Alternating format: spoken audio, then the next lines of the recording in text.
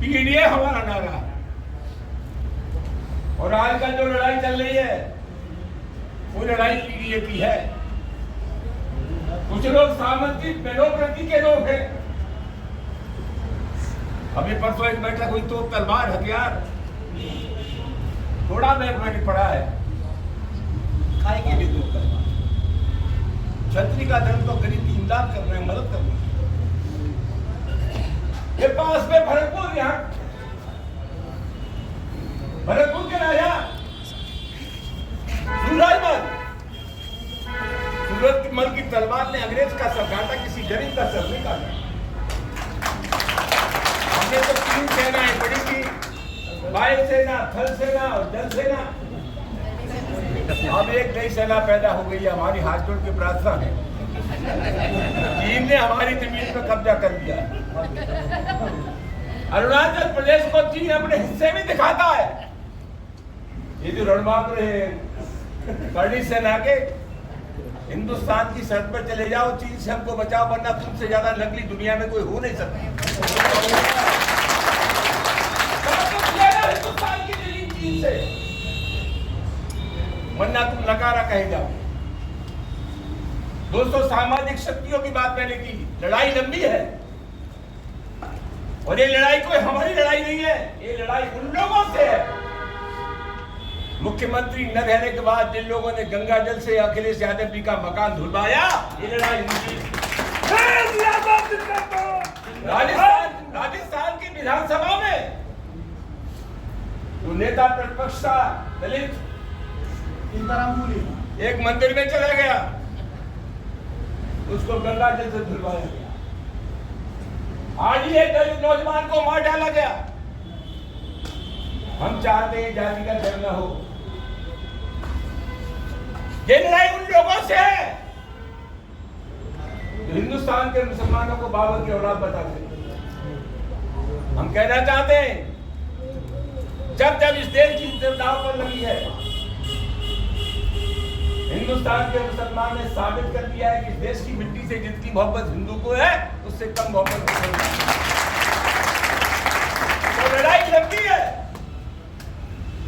इसलिए तो हमने कह दिया कि हिंदुस्तान के मुसलमान ने तो कभी बाबर को अपना आदर्श नहीं माना, तो मोहम्मद साहब को अपना आदर्श मानते, दूसरे संतों को मानते। तो हमने कुछ किया कि जब तुम बाबर को कहोगे कि ये मुसलमान बाबर का डीएनए है, तो तुमने किसका डीएनए जरा बता।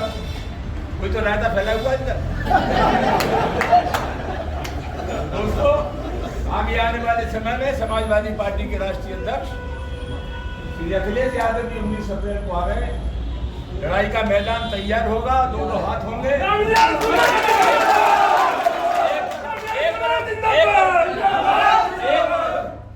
10% लोग हैं और दूसरी तरफ सामाजिक न्याय की 90% शक्तियां हैं। विजयी हमारी होगी, कोई भाई का लाभ रोक नहीं सकता। जहां मुसलमानों से ज्यादा हिंदुओं की तादाद होती जाने वालों की। मुगलों के आने से पहले पर नहीं कहा जाए इसके नीचे नहीं मंदिर है।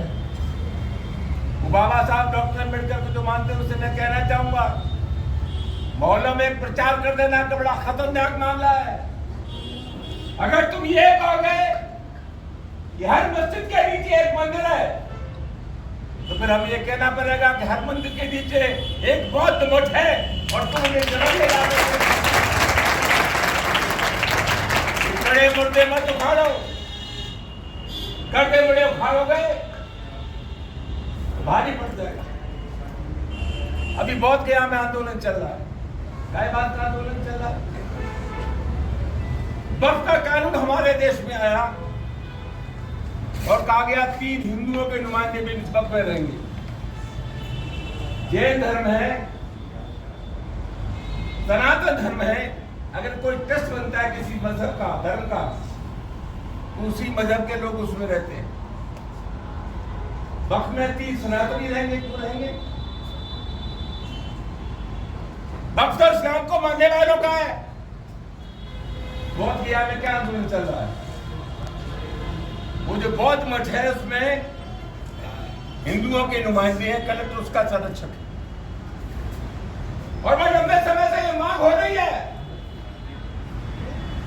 कि इसकी इंतजामिया कमेटी में बौद्ध होने चाहिए। बौद्धों को नहीं रखा जा रहा है। समाजवादी पार्टी की है जो बैठक हो रही है, जो बाबा साहब डॉक्टर अम्बेडकर को याद कर रही है, इस बैठक के मार्फत हमें संदेश देना चाहेंगे बौद्ध भिक्षुओं को। गया के बौद्ध मठ में सिर्फ बौद्ध होने चाहिए। हम संदेश देना चाहेंगे, घबराओ मत। समाजवादी पार्टी का एक एक कार्यकर्ता तुम्हारे साथ है।